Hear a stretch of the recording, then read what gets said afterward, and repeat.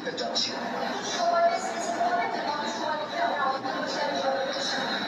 আমরা এটা না, আমি আজকে রাতের মধ্যে একটা আমরা সলিউশনে যাওয়ার চেষ্টা করবো, বাট আমাদের আমরা এখনো এটা টু আর্লি। আমরা যাচ্ছি যে আমরা কথা বলবো মহামান্য রাষ্ট্রপতির সাথে, আমরা একটা সুন্দর সলিউশনে আমরা পৌঁছবো।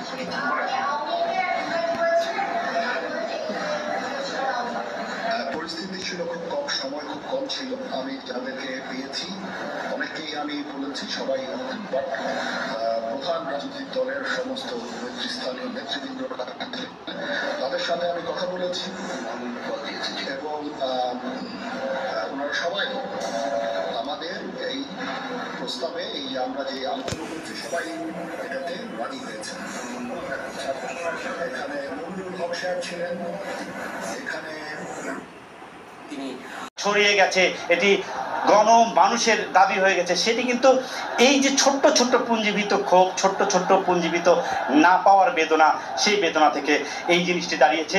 আপনি কিন্তু লক্ষ্য করবেন সেনাপ্রধান ওয়াকারুজ্জামান তিনি কিন্তু বারবার বলছেন, সাধারণ মানুষকে বলছেন যে তাদের সব দাবি মেনে নেওয়ার ব্যবস্থা করা হবে।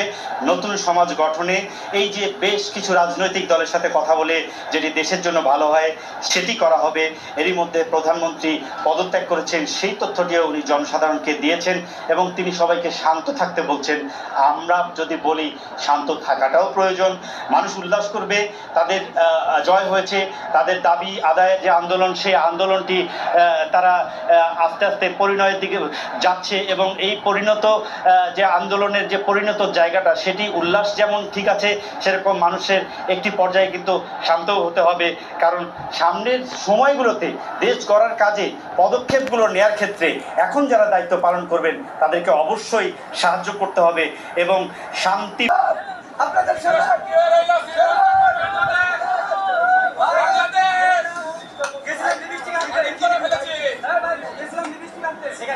পাইলাম না, লিপস্টিক আনতে শাড়ি আনতে কিন্তু পাইনি, ভাগে ভাগে এটা পেয়েছি, ভাগে এটা পেয়েছি, লিপস্টিকও পাইনি, বউকে শাড়িও দিতে পারলাম না, শুধু গাছগুলো আছে, কিছুই পাইলাম না। আমরা যে কে যে নিল এইসব আল্লাহ ওরা কি বস্তা করে নিয়ে এসে এই বড় বড় আমাদের বাংলাদেশ স্বাধীন এই কাজটা আমরা সাত পাচ্ছি, আমরা 71 সাত পাচ্ছি, 24 এসে এটা কোন ছেলে শেখ হাসিনা দিচ্ছে ছাত্রদের বাংলাদেশ।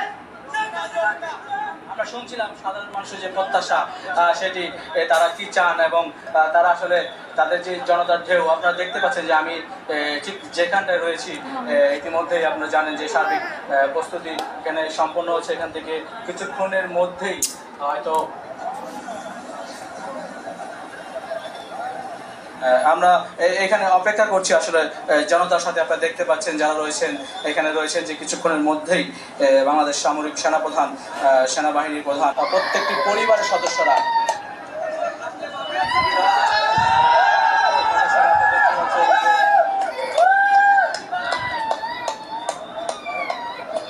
আপনারা দেখতে পাচ্ছেন যে গণসংহতি আন্দোলনের জুনায়েদ সাকিব তিনি এখন এই মুহূর্তে এখানে কথা বলার জন্য, এবং আমরা দেখতে পাচ্ছি যে প্রত্যেকেই এখানে আসলে উপস্থিত হয়েছেন এবং প্রত্যেকে এসে এখানে কথা বলবেন। হয়তো আমরা অপেক্ষা করছি তাদের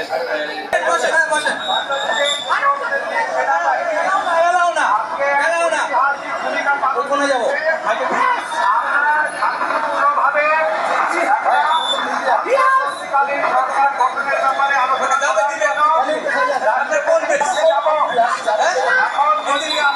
আমাদেরকে সহযোগিতা করে, আপনারা যদি আমাদের সহযোগিতা করে তাহলে কাজটা তাড়াতাড়ি হবে।